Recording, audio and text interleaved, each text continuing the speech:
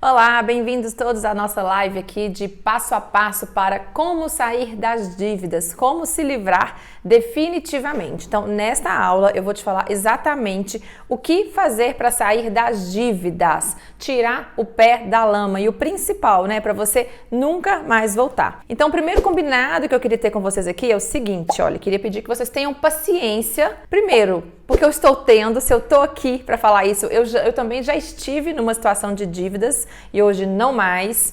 Então, por que eu falo paciência, que foi o que eu tive que ter? Porque olha só, gente, quando a gente constrói uma situação de dívida, é muito comum as pessoas ficarem ansiosas e acharem assim, que vão se livrar dessa situação de uma hora para outra. E não vai, sabe por quê? Porque você demorou para construir essa baguncinha artística na sua vida financeira. Isso não foi de ontem para hoje, não foi de junho para julho, não foi de agosto para setembro e também não foi de 2018 para 2019. Ou seja, você vem se empenhando, se dedicando em gastar mais do que ganha, se enrolando, assumindo, né, empréstimos que não está na sua condição, você já vem fazendo esse plano há mais tempo, né? Tanto que o plano deu certo. Então não vai se desenrolar de uma hora para outra. Então por isso o fator paciência aqui vai ser fundamental para essa nossa jornada, tá? Então vamos lá, como é que vai funcionar aqui a estrutura dessa nossa aula de hoje? E vai ser o seguinte, eu vou trazer 10 passos, uma metodologia completa com 10 passos para vocês se livrarem das dívidas. Os 5 primeiros passos, eles são mais no fundamento, tá? São mais muito relacionados a comportamento, que é o fator principal, a origem mesmo das dívidas. Vocês vão ver que não é problema de dinheiro, é muito mais de mentalidade, de comportamento. Então, os 5 primeiros passos a gente vai pegar bem forte, de forma bem clara, nessa parte de comportamental mesmo. E da sexta para frente vai ser bem ação massiva. A gente vai entrar mesmo nas estratégias e soluções para negociação e alternativas, tá? Para sair das dívidas. Então vamos lá. O primeiro passo que eu recomendo para você enfrentar uma situação de dívidas anota essa aí, primeiro passo, entrar no modo pagador de dívidas. O que é isso, Flávia? Eu nunca ouvi falar. É o seguinte, modo pagador de dívidas é você assumir essa situação sem ter vergonha. Porque olha só como é que funciona, gente. Tem duas realidades. Quem tá endividado, quem tem dívidas está endividado. E quem está em atraso, né, tem parcelas em atraso, está inadimplente. E nos dois casos, em ambas as situações, seja lá qual for a sua situação, você vai entrar agora, você vai assumir essa terceira categoria, que é o modo pagador de dívidas. Ou seja, você não tem que ter vergonha dessa situação. Essa situação não é você.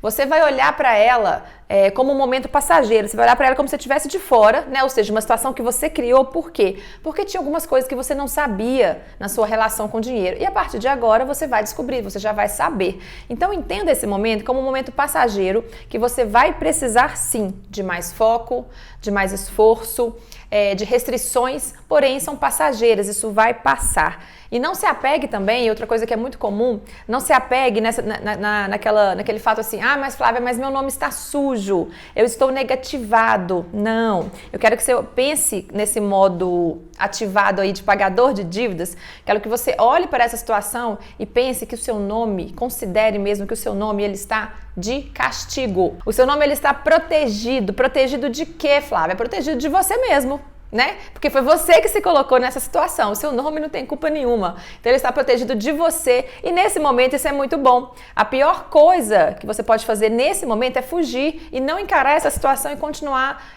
levando como se estivesse tudo bem, ou seja, no piloto automático, não querer encarar a realidade, não querer olhar quanto que se deve, né? Isso também é muito comum. Fugir do banco, fugir da ligação do gerente, deixar de abrir o saldo. Tem gente que esquece até a senha, né? Se sabota tanto que fala, não, eu não sei nem a senha para entrar. Então, assumindo esse modo pagador de dívidas, pensa assim, olha, para te incentivar, para você se apegar ao resultado. Como que vai estar a sua vida daqui a 1 ano se você mantiver as coisas exatamente como estão, se você não fizer nada?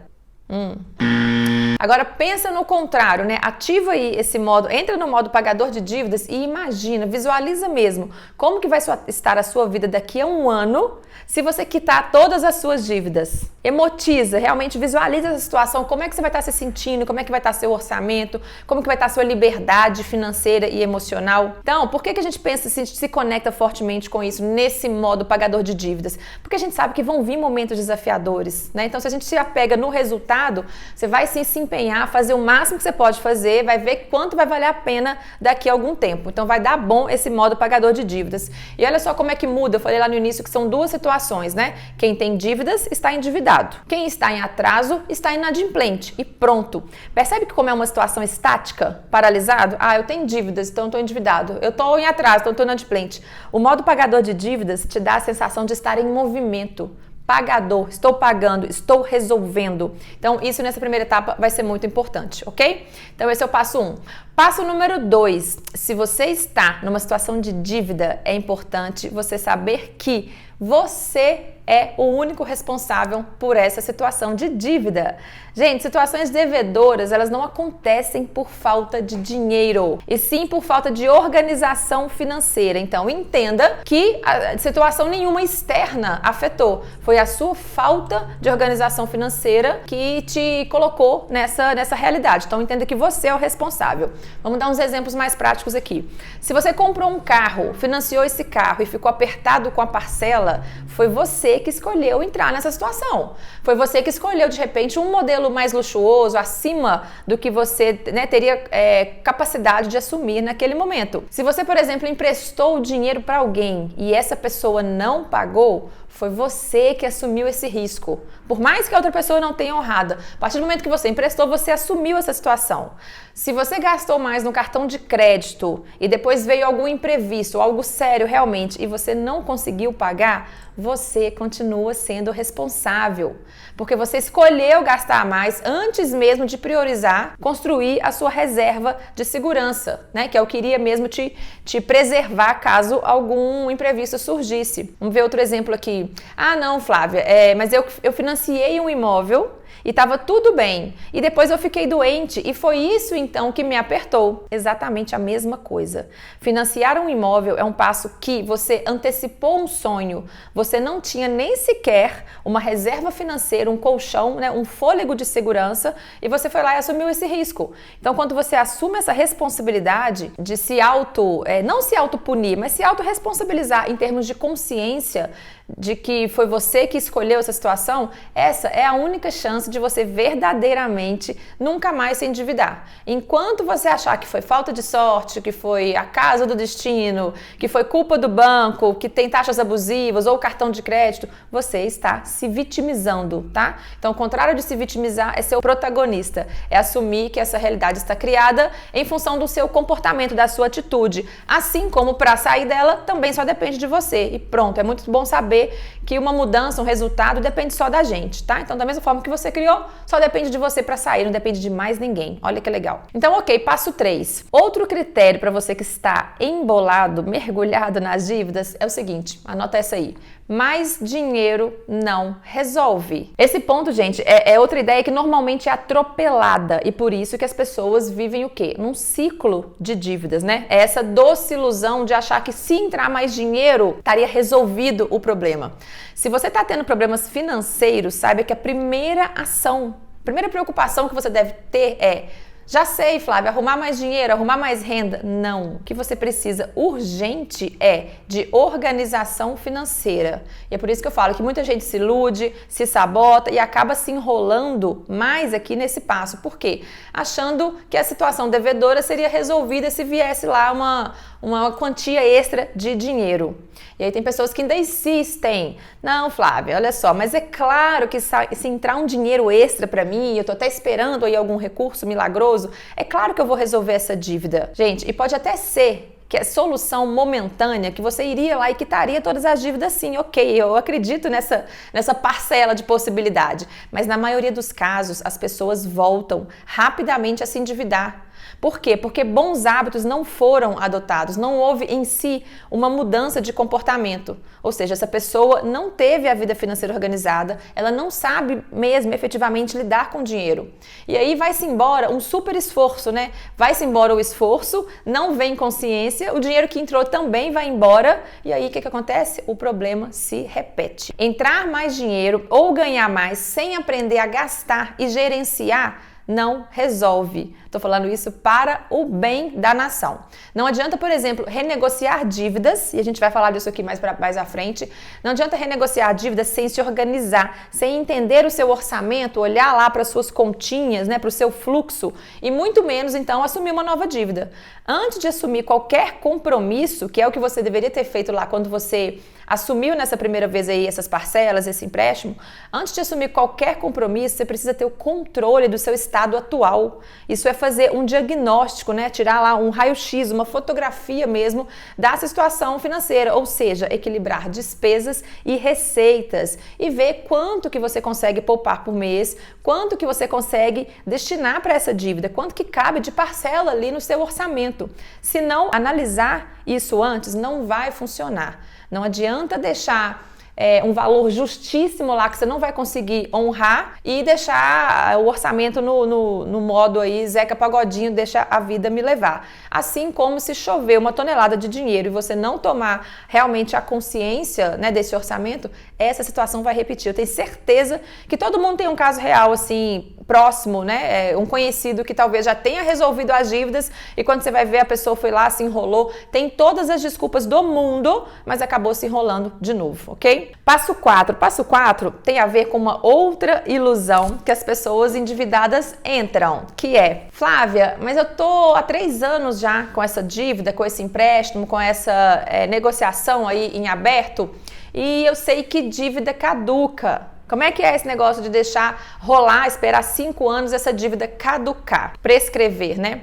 E aí, antes de entrar no conceito, na explicação sobre essa questão de prescrever, eu vou compartilhar com vocês aqui uma realidade, um comportamento, tá? Uma filosofia de vida que eu uso pra mim, que é um dos meus códigos de honra. Eu tenho os códigos de honra, o que é isso? São mantras, né? Ou são compromissos, são declarações de valor que eu uso pra minha vida quando eu tenho que tomar uma decisão, quando eu tô em dúvida se eu devo fazer, tomar um caminho A ou um B, ou decidir algo importante, eu vou lá, se eu estou em dúvida, eu vou lá e consulto esse código de honra sobre o que deve ser feito.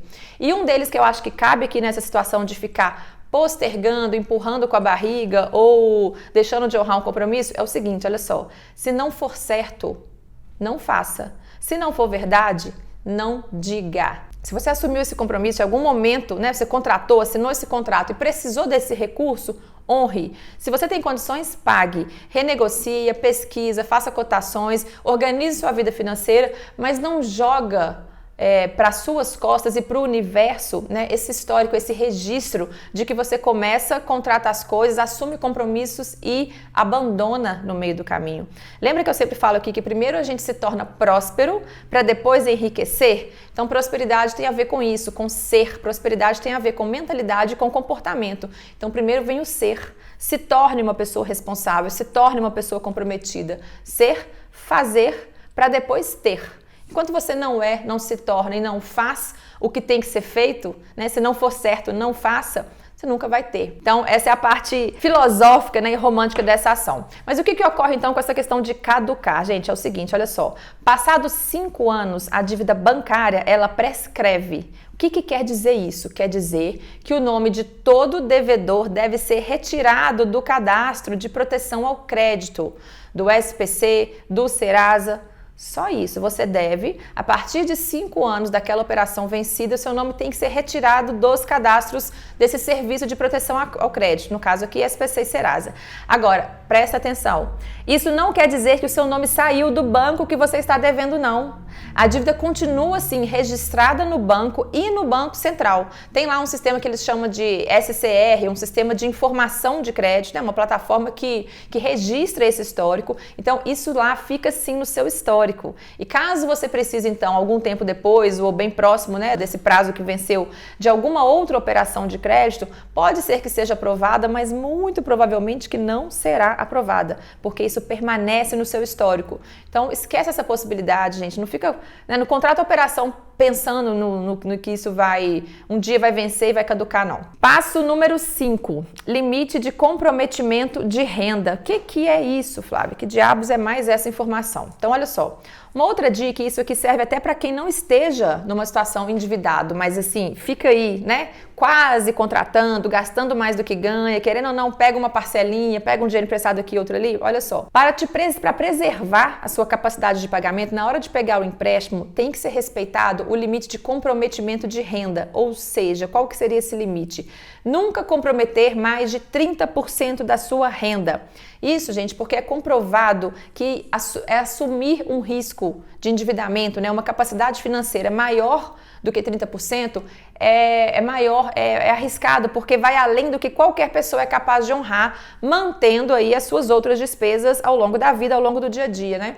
Então pensa assim, uma pessoa que ganha R$1.000 e ela tem uma parcela de R$300 já comprometendo exatamente lá na linha do limite, né, dos 30%, ela já contou na cabeça dela, ela sabe que ela ganha R$1.000, mas ela tem que se virar para viver com R$700. E as contas não mudam, né? Normalmente a gente não ajusta o padrão sabendo que tem esses R$300. Então 30% é no limite. Eu recomendo mesmo, eu oriento que não chegue nem perto desses 30%, passa longe dele. Mas é bom vocês saberem que existe, fundamentada, pesquisada e estatisticamente mesmo existe essa conclusão, essa definição de nunca ultrapassar. Tem bancos, inclusive, que analisam isso, né? Porque o banco consegue ter acesso no mercado do nosso grau de endividamento. Um banco tem acesso a toda a praça, né? Através do sistema do Banco Central que registra as operações. Então, normalmente, quando o banco nega, é porque ele já viu que você já ultrapassou esse limite de 30%, a não ser que o banco queira conceder, porque o banco também deseja, né, que você pague mais juros, que você se endivide, e o banco tem também o desespero dele para abater as metas de empréstimo. Então não ache que o banco é seu amigo, é bonzinho, quando ele está te concedendo mais empréstimo, mais oferta de crédito do que esses 30%, não. É confortável, é até arriscado para o banco, porque pode ser que ele não honre, mas é mais arriscado ainda para você que está entrando nessa situação. Passo número 6. Então olha só, se você tem dívidas e chegou até aqui, essa etapa que eu vou falar para vocês agora, eu falo que é o coração do processo, tá? Essa é a luz mesmo de toda essa trajetória aqui que vai te ajudar a sair desse buraco devedor para sempre. E qual que seria?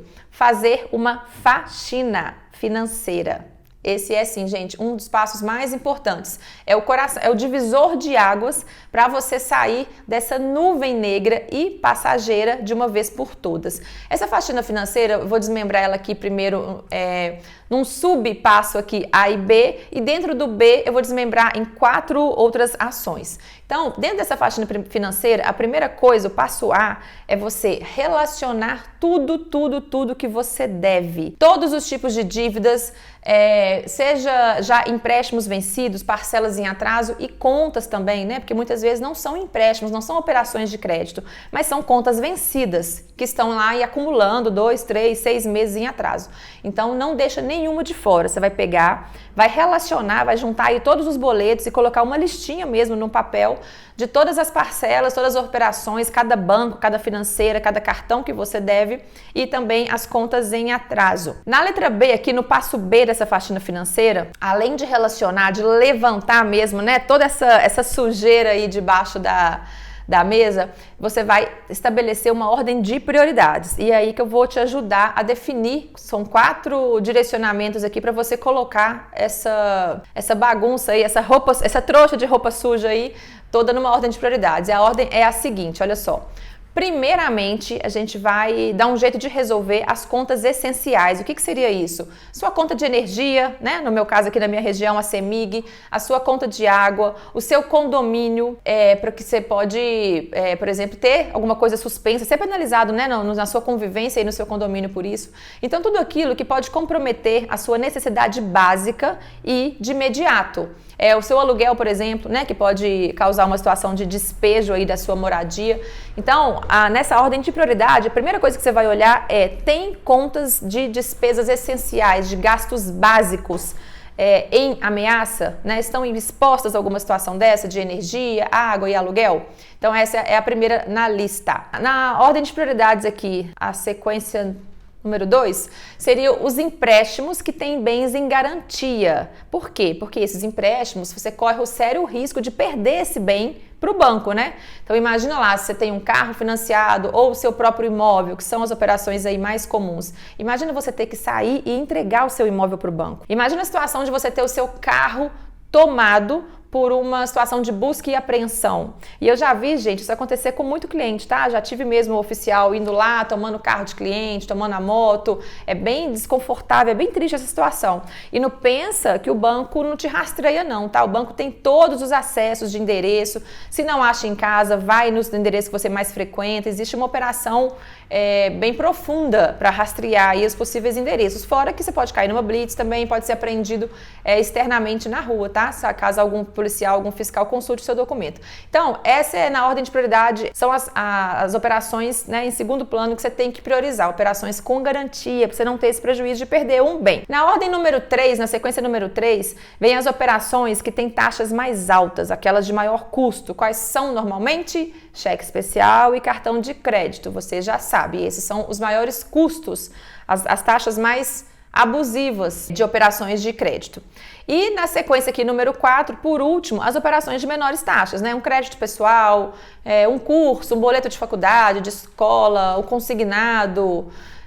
O que tiver menor taxa, você deixa para o final e vai nessa lista de prioridade para a gente tentar negociar. Então, agora que a gente fez essa faxina financeira, que a gente organizou e relacionou as dívidas, qual que é o próximo passo agora? Você vai entrar em contato com todos os credores, seguindo essa ordem de prioridade. E aí eu vou te dar aqui quais seriam as informações que você vai buscar. Então, primeiramente, né, relacionou, aí você vai lá no seu banco, na sua financeira ou na sua operadora de cartão de crédito e anota aí esse checklist, essa listinha de informações que você vai buscar. Primeiro, qual que é o valor total da dívida? Qual que é esse? Pega esse bolo todo, a parcela em atraso, parcelas a vencer, qual que é o valor total dessa dívida? Tanto em atraso quanto a vencer. Quanto que é a taxa mensal desse empréstimo? Quando você contratou lá na operação, quanto é a taxa mensal? Por acaso já mudou? Porque olha só, o cheque especial, quando você excede, sabia que a taxa de juros aumenta? Quando você começa a utilizar muito intensamente, fora do objetivo, né? Porque o cheque especial ele não foi criado para você viver lá atolado como se aquilo fizesse parte da sua renda. E é assim que as pessoas usam. Foi utilizado para ser um limite esporádico. Então, quando o banco percebe que o cliente está usando muito, fica lá 25, 30 dias e cobra um pouquinho, 25, 30 dias, usando o mês todo, o banco sobe essa taxa de forma aleatória. Unilateral, né, que a gente fala, baseado em decisão dele, porque isso está em contrato e porque ele alega que isso foge da regra de utilização do produto. Então, perguntar quanto que é a taxa que você contratou e quanto que está a taxa hoje, porque pode ser que isso tenha sim mudado e normalmente varia para mais. Se não é uma situação de empréstimo, nessa parte de juros, você vai perguntar se é uma boleta, várias boletas, né, energia, várias contas de energia, de água em atraso, você vai perguntar quanto que é os juros que está acumulado pelo atraso dessas contas mensais. Outra informação é qual que seria o valor para quitar hoje. Soma tudo aí, se eu resolvesse quitar tudo isso aí que eu te devo hoje, qual que seria o valor? Aí você pega a resposta. Pegou essa resposta, aí você vem com essa outra cartinha na manga. Se eu for quitar à vista, se eu trouxer esse valor todo aqui para te dar à vista, qual o valor, qual o melhor que você pode fazer para essa antecipação, para essa quitação? Vai anotando todos esses números. Outra pergunta tem alguma possibilidade de renegociação? Para quê? Porque se você não tem o valor para quitar à vista, para você já saber se aquele banco, aquela financeira, aquele parceiro está disposto a flexibilizar, a alongar para você essa operação, né? Para você saber se tem uma renegociação, porque às vezes nem isso eles estão dispostos a te aprovar, tá? Então vai anotando, vai registrando tudo isso. Qual que é a importância disso, além das informações? Você está demonstrando para o credor que você tem a intenção de pagar, que você está analisando aí todas as possibilidades, todos os custos, mas olha, nesse momento não fecha nada, a não ser se for contas, né? Se for essas contas aí mais emergenciais, de despesa básica, água, luz, isso aí nem tem muita negociação. Coloca isso logo em dia e passa para a próxima, tira essa da reta. Mas as operações de crédito, eu sugiro isso, que você vai pessoalmente ao banco, à financeira, ao cartão de crédito, não faça nesse momento um contato por telefone. O seu poder de negociação pessoalmente, né, e ter a clareza dessas informações, tem direto na fonte, vai ter um poder bem mais favorável para você. Você pode, por exemplo, eu recomendo e oriento muito meus alunos, e eles usam isso, falar lá para a pessoa que te atender que você está se organizando financeiramente e você fala, inclusive, que você tem um consultor, uma consultora financeira te ajudando ou um profissional de finanças. Isso vai deixar você mesmo mais seguro e vai mostrar também para quem está te atendendo que você está bem informado e que você está bem intencionado, está disposto mesmo a resolver. resolver. Então, ó, nessa faxina financeira, nunca aceite uma primeira proposta e nem aceite pressão. A pessoa falar assim, você tem que fechar hoje, eu só consigo resolver esse desconto ou essa taxa para você hoje. Não fecha. Dica que você vai analisar, que você vai levar lá para o seu profissional que está te ajudando e aí a gente vai tirar, né, vai comparar todas essas possibilidades. Outro tipo de informação bem detalhada mesmo para você pegar esse gerente que está te atendendo, eu estou te dando os bastidores, tá, gente? Estou dando realmente as revelações de só quem já trabalhou do outro lado. A gente sabe como que a gente analisa o cliente, né, para saber o que a gente pode oferecer, até onde que a gente pode ir com esse cliente, até onde ele realmente está disposto e esclarecido, né, para resolver. Então, olha só o que você vai perguntar também. Você vai perguntar se tem outros custos embutidos nessa parcela que ele está te oferecendo, nessa proposta de renegociação, por exemplo. Se tem um seguro de vida, que às vezes vem embutido, se tem um seguro prestamista. Outro termo que você vai perguntar é se essa operação nova que ele está te oferecendo, esse novo crédito, para cobrir o crédito anterior, se tem TAC. Você vai perguntar bem assim, você está me cobrando alguma tarifa TAC? O que é TAC? Tarifa de abertura de crédito. O próprio nome já fala. Para você contratar uma operação, tem bancos, tem instituições que cobram essa tarifa de abertura de crédito. Por quê? Para ganhar mais, óbvio, né? E normalmente as pessoas não falam, isso vem embutido lá, já vem debitado na operação. Outra coisa que você vai perguntar é qual o SET? SET, pergunta bem assim, qual que é o SET? Custo efetivo da operação. Custo efetivo total da operação é o SET, porque aí é quanto que vai sair mesmo de taxa, né? No final das contas, quanto que vai ser o efeito da taxa de juros, já com todas essas despesinhas extras, seja IOF, seja tarifa de abertura de crédito, seja um seguro prestamista, porque uma coisa é a taxa real, outra coisa é o que a gente chama, né, dessa taxa nominal, que é o SET, que embute todos os custos extras e efetivamente da operação. Então, olha só, faz essa faxina, não fuja dessas informações, dos dados, relacione tudo que você deve, todos os credores, priorize nessa ordem aí de mais importante. Eu sei muito bem que essa é uma parte mais chata, que as pessoas tentam procrastinar, tem que tirar um tempo, tem que ir lá pessoalmente, gera um desconforto. Então, leva seu caderninho, não fuja disso. Pensa assim, olha, você está fazendo isso agora, você está enfrentando isso agora, mas daqui a pouco essa fase passa. E se você não fizer isso, não encarar isso agora, você vai ficar aí, ó, congelado, abraçado com essa dívida. E você não é ela, e você não quer isso para você. Passo número 7. Passo número 7 tem a ver, para quem está em situação de dívida agora, quais são as alternativas e a sua condição de pagamento. Então anota aí, alternativas e condição de pagamento. É o seguinte, depois da faxina, você vai comparar então agora outras possibilidades, né, de empréstimos, e eu vou te ajudar, te orientar e te dar dicas para isso.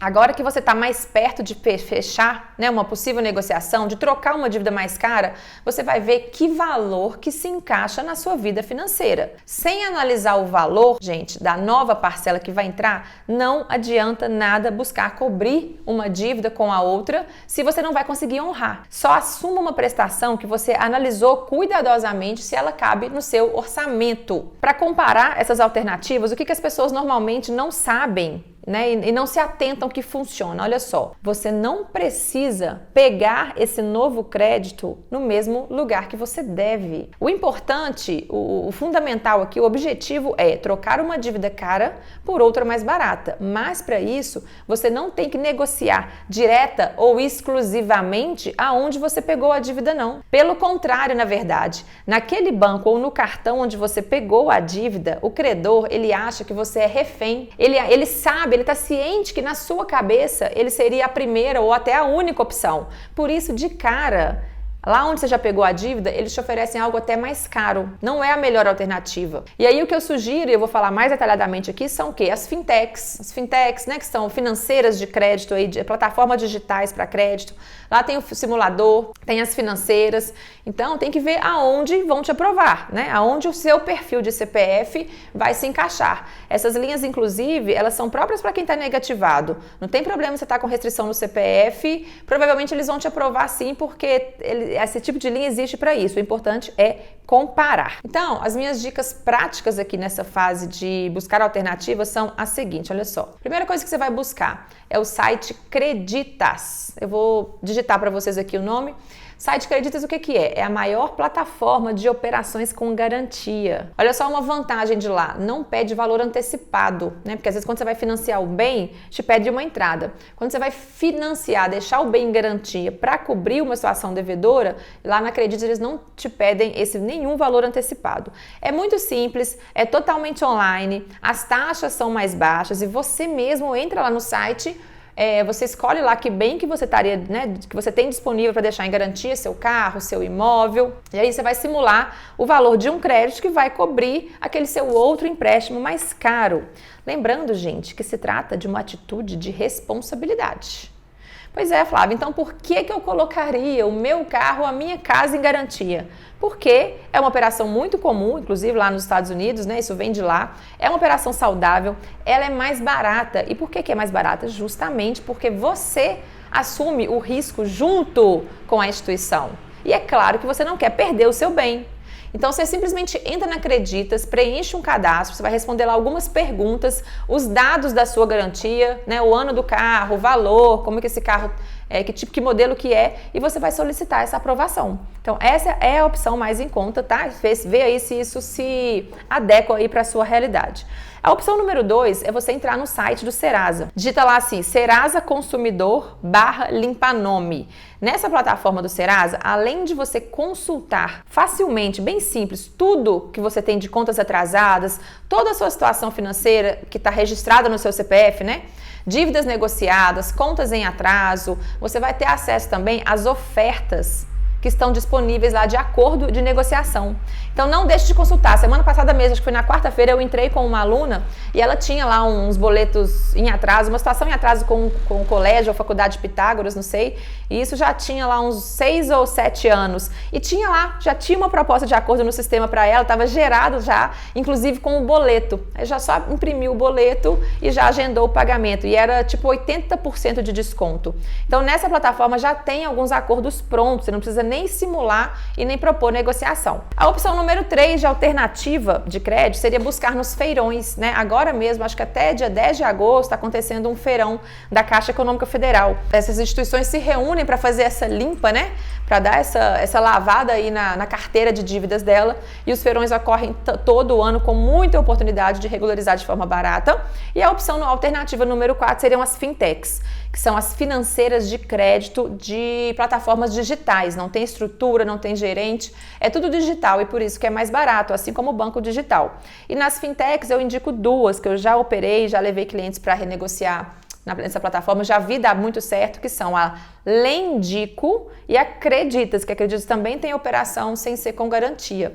Vou deixar o nome escrito aqui também. Próxima etapa, seguindo a sua jornada de livramento de dívidas. Então, olha só, vamos recapitular aqui rapidinho.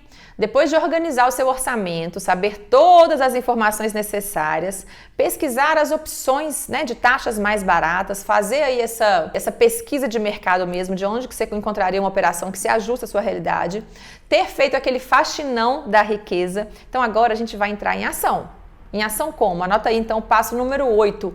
Entrar em ação. Escolher qual operação que vai se encaixar para você interromper aquele vazamento de dinheiro ali, né? Porque você tem uma operação em aberto, aquilo é uma bola de neve. Os juros vai incidindo, juros sobre juros e fica mais alto. E quanto mais o saldo devedor aumenta, mais aquela taxa de juros incide sobre um montante maior, te gerando um juros maior ainda. Você percebe que os juros todo mês vai aumentando? Por isso, porque o saldo principal, o saldo devedor aumenta. Então, 10% de 1.000 é uma coisa, 10% de 1.500 é outra, 10% de 2.000 é outra. Então, é essa bola de neve que vai rolando. A gente precisa paralisar isso. E aí, a gente vai entrar nessa parte assim um pouco mais prática, né?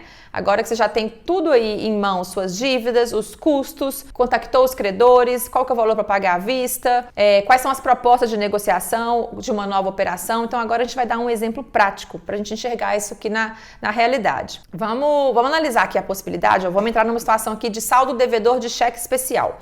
Então vamos supor que essa pessoa já tem um saldo devedor de R$5.000 e a taxa mensal dessa operação seja de 14% ao mês. E é bem por aí mesmo, tá? Normalmente uma taxa de juros de cheque especial fica em torno de 10, 12, até 15% ao mês. Para vocês terem uma ideia, fugindo um pouco aqui do contexto, a taxa de juros do país para investimento ou para os bancos ou para o governo emprestar dinheiro aí, né, no mercado entre eles, entre os bancos, é de 6% ao ano, que é a nossa taxa Selic. O cheque especial está te cobrando 14% ao mês. Ou seja, é mais do que o dobro da taxa Selic, que é ao ano, porém é ao mês. Olha só, se você, vamos ver essa possibilidade aqui de vamos ver esse exemplo real aqui de R$5.000 de saldo devedor a 14% ao mês. E aí vamos supor que o banco te ofereceu para cobrir esses R$5.000 de saldo devedor, que está lá te esgoelando a 14% ao mês, vamos supor que o banco te ofereceu esses mesmos 5.000 de crédito a uma taxa de 4% ao mês, o que daria então, em 12 parcelas, que foi a condição que o banco te ofereceu, daria então, olha, R$5.000, a taxa de 4% ao mês, dariam 12 parcelas de R$532. Ponto. Não importa se a operação tá boa ou não. Vamos lá analisar o seguinte. Aí você foi lá nas suas despesas, nas suas contas atuais, no seu orçamento, e você viu como é que anda a sua vida financeira. E você chegou à seguinte conclusão. Falou, olha, não, R$532 não cabe hoje no meu orçamento. Não fica confortável, não vou conseguir viver com o que eu vivo, pagar as outras contas que eu tenho, assumir essa realidade que já existe, porque as contas não param de chegar, né, gente? A sua despesa, a sua realidade de vida continua acontecendo. Então, se você também já comparou em outras instituições financeiras, já simulou outras operações, já entrou no site, nas fintechs e não conseguiu nada melhor do que isso, e você sabe que precisa, né, paralisar aquele vazamento, aquele desperdício de dinheiro de juros altíssimo, o que você vai ter que fazer agora? Você vai ter que tomar outras ações. Vai ser sim um momento de mais esforço, de esforço máximo, de sacrifícios talvez nunca pensados, mas lembra, é só uma fase. Pensa daqui a um ano, quando você estiver livre disso. E principalmente, a principal lição disso aqui, pensa que você está aprendendo a lidar com o seu dinheiro. Você está aprendendo a gerenciar a sua vida financeira, coisa que antes você não sabia. Então, olha só o que você pode fazer. Vamos supor que, ok, não cabe no seu orçamento R$532, né, para assumir essa parcela, mas já que você fez esse diagnóstico na sua vida financeira, você percebeu que R$300 cabe. Então, que se você conseguisse já amortizar aquela dívida um pouco, R$300 você daria para encaixar na sua vida financeira. E aí eu já deixo em alerta aqui que não é para você pedir para aumentar o prazo desse financiamento, não. Aumentar de imediato como primeira solução o número de parcelas, não. Primeiro vamos tentar uma força-tarefa para espremer, para apertar mais e você se livrar logo disso. E eu te digo isso por 2 motivos, olha só. Primeiro, porque aumentar o prazo sai mais caro. É mais tempo que você vai passar pagando aqueles juros, né? Então a taxa vai estar incidindo sobre esse montante por mais tempo. Então isso vai sair mais caro, isso não é de graça. E o segundo motivo é porque a chance de você não desanimar e abandonar o empréstimo é bem maior se esse esforço for intenso por um tempo menor, ou seja, se você se livrar logo do que ter aquela caminhada lenta, sabe? Aquela jornada que parece infinita, que parece que nunca vai ter fim, e aí no meio do caminho você se abala, surge algum imprevisto, algo emocional, e você acaba desistindo e se enrola todo de novo. Então, é comprovado mesmo que fazer um sacrifício mais intenso te dá mais chance de zerar logo isso. Então, se você está apertado, falta um pouco para essa parcela caber no seu orçamento, olha só aqui as tarefas, a força-tarefa e as ações conjuntas que você pode tomar. Primeira ação, aumentar a sua renda. Mesmo que seja, gente, um esforço temporário, o que você pode fazer? Fazer hora extra no seu trabalho ou fazer trabalhos extras em casa, produzir, vender, trabalhar com alguma coisa fora do seu horário normal, vender bijuteria, produzir alguma coisa de cozinha e vender, ajudar alguém que você conheça, né, prestar um serviço, arrumar um trabalho fixo só de final de semana, vale tudo, ensinar na internet, alugar um quarto da sua casa, lembrando que é uma situação, uma força-tarefa temporária. Segunda ação, reduzir despesas. Mesmo que temporariamente seja trocar despesa, eliminar um pacote de TV, eliminar outros prazeres, outros confortos, reduzir custo com a alimentação, reduzir um pouco de lazer, não tem jeito. Vocês não imaginam que eu ia passar por todo esse processo sem instalar aqui um momento de enxugar mesmo, de cortar despesas, não tem como. E a terceira ação é vender bens. Vender algum item que você tenha parado em casa e pagar até, quem sabe, antecipadamente alguma parcela ou já abater de imediato aqueles juros. Então pega aí coisa que esteja parada, que não esteja usando, mesmo que seja coisa que você goste, daqui a pouco você compra de novo, né? Resolve ali o problema dos juros, fecha aí esse vazamento.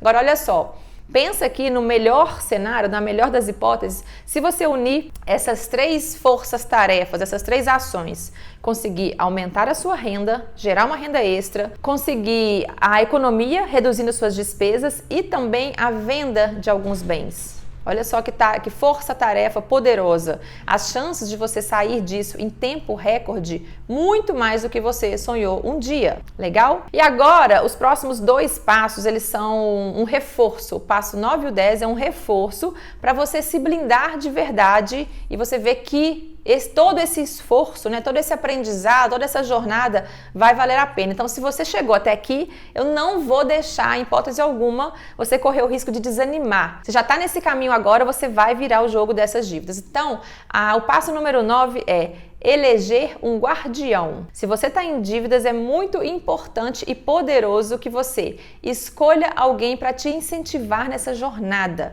Você vai comunicar a esse seu guardião que você está agora fazendo todo esse esforço para sair das dívidas. Você vai comunicar isso para alguém de sua confiança e, além dessa pessoa se sentir que ela é importante para você, que ela está fazendo parte da sua vida desse momento, você vai ganhar também um reforço, né? Você vai ter alguém para te incentivar. Você vai trabalhando a sua mente. Quando você pensar em desistir, quando você pensar em dar aquela escorregada, você vai se lembrar, poxa, mas eu assumi o compromisso também com aquela pessoa, ela está me incentivando, ela topou na hora essa parceria de ser meu guardião, eu falei para ela que eu ia evitar sair, que eu ia evitar ficar gastando à toa neste período. Então, o fato é que quando a gente se compromete só com a gente mesmo, né, a chance de desviar o foco, de dar aquela sabotada, de desanimar, é muito maior. E um guardião da nossa confiança nos protege, sim, disso. E aí, o último passo, a última dica aqui para te blindar nessa jornada aí de solução de dívidas, né, de virada de jogo mesmo financeiro, é definir uma recompensa. O que é isso? Olha só, para você se manter animado e otimista, você vai definir uma possível recompensa para você. Pode ser um passeio, um presente, um lazer, que você vai ter direito a isso quando você finalizar essa dívida. É um prêmio mesmo para quem chegar lá no final. Por exemplo, um outro fator que ajuda muito é o seguinte, olha só, se você parcelou em 12 meses, né, essa renegociação, essa nova operação aí para saldar aquela situação de dívida, você concorda que você passou esse tempo todo, né, juntando esses R$500, ou seja, honrando esse valor? Então, esses R$500 passou a fazer parte da sua vida e do seu mês, do seu orçamento. Então, a recompensa, a definição aqui vai ser o seguinte, você vai definir que no 13º mês, ou seja, como você fosse pagar uma 13ª parcela, porém, ao invés de pagar nesse mês, o que você vai fazer é algo diferente, alguma coisa especial para você com esse dinheiro. Pode ser, então, um passeio com a família, uma mudança no visual, né? Algum investimento aí de beleza para você, alguma melhoria na sua casa, enfim. Você vai aproveitar que você criou esse ritmo de esforço, né? Que você pegou assumindo sempre esses R$500 aí que passaram a fazer parte da sua vida, porque um ano acaba que cria esse ritmo, né? E aí você vai se presentear lá no 13º mês e vai se sentir recompensado por essa caminhada e por esse esforço. Isso vai te ajudar a se manter motivado também. É importante, né, a gente praticar esse merecimento, essa gentileza, esse presentear, para a gente se animar e estar sempre se recompensando, usufruindo também do esforço, tá? Então, olha só, finalizamos aqui essa lista, né, de 10 passos para te ajudar a superar, a virar esse jogo aí das dívidas, né, de uma situação devedora, seja ela em qual porte for, mas o fato é, existem esses fundamentos mesmo de autorresponsabilidade, de fazer essa faxina financeira, de saber que esse modo pagador de dívidas, né, vai te ajudar, é uma situação temporária, é uma transição que você está passando e depois seguir mesmo aquela faxina de ir nos credores, de levantar taxas, de olhar alternativas, as sugestões que eu dei nos sites, né, do Serasa, da Acreditas, os termos também para você se comunicar lá com o gerente, TAC, SET, eu vou deixar tudo descrito aqui para te ajudar.